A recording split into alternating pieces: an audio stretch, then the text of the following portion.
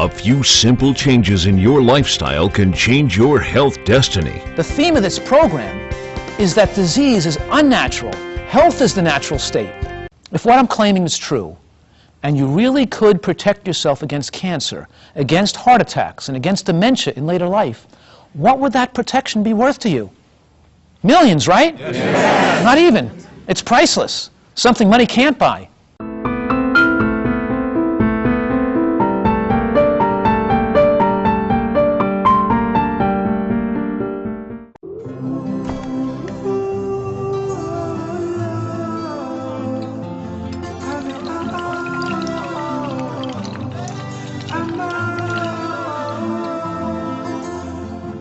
Sometimes I lay under the moon, I thank God I'm breathing, and I pray, don't take me soon, cause I am here for a reason. Sometimes in my tears I drown, but I never let it get me down, so when negativity surrounds.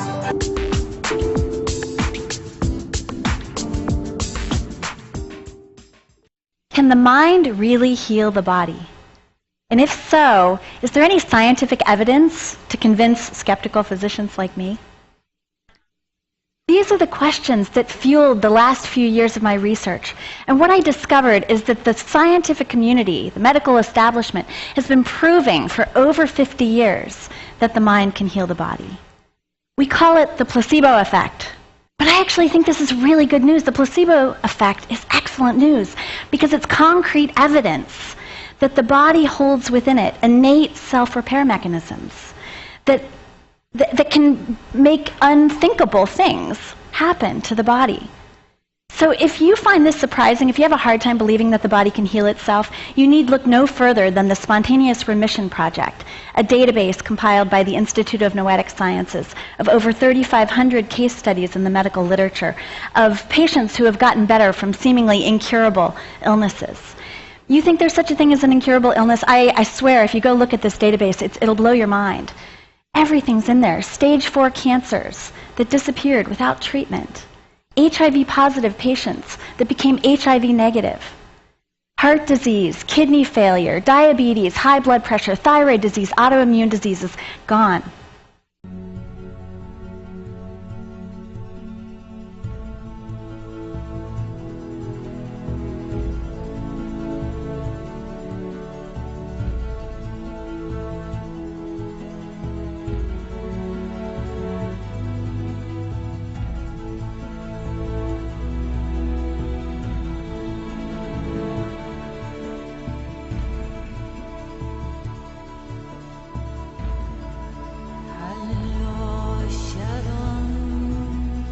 You know, we tend to think of advances in medicine as being a new drug, a new laser, something really high-tech and expensive.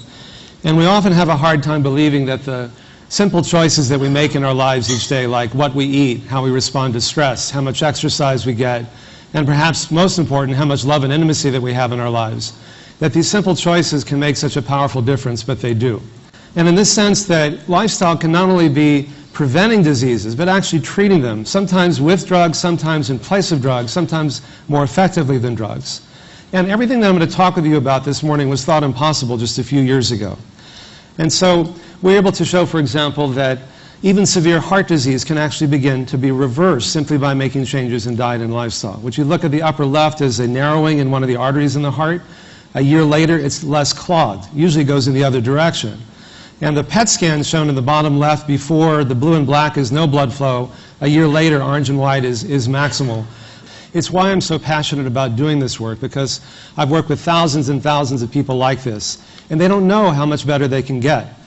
So then we did a study to see whether or not we could affect the progression of early-stage prostate cancer, which we did in collaboration with the Chair of Urology at UCSF and the Chair of Urology at Memorial Sloan Kettering Cancer Center.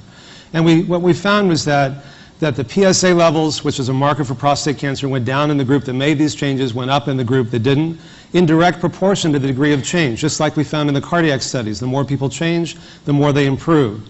We found that tumor growth was inhibited by 70% in vitro in the experimental group compared to the control group was only 9%. Also, the more people changed their lifestyle, the more directly inhibited the tumor growth. And then we did MR spectroscopy scans, which are shown here, and the tumor activity is shown in red, which after just a year begins to diminish.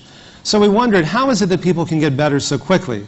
And so we looked at their gene expression.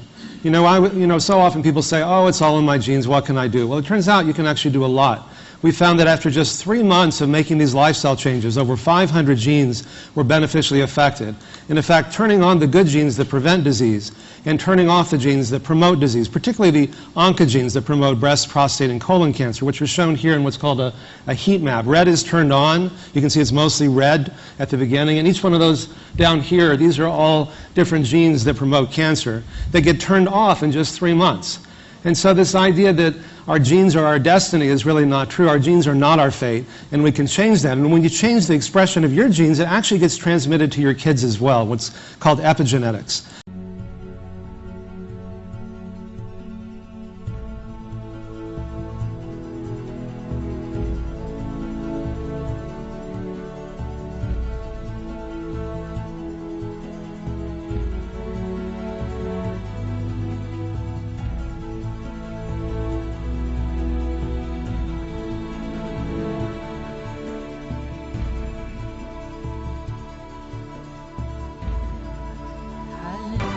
The message I'm teaching is that nobody has to have a heart attack. You don't have to have a stroke.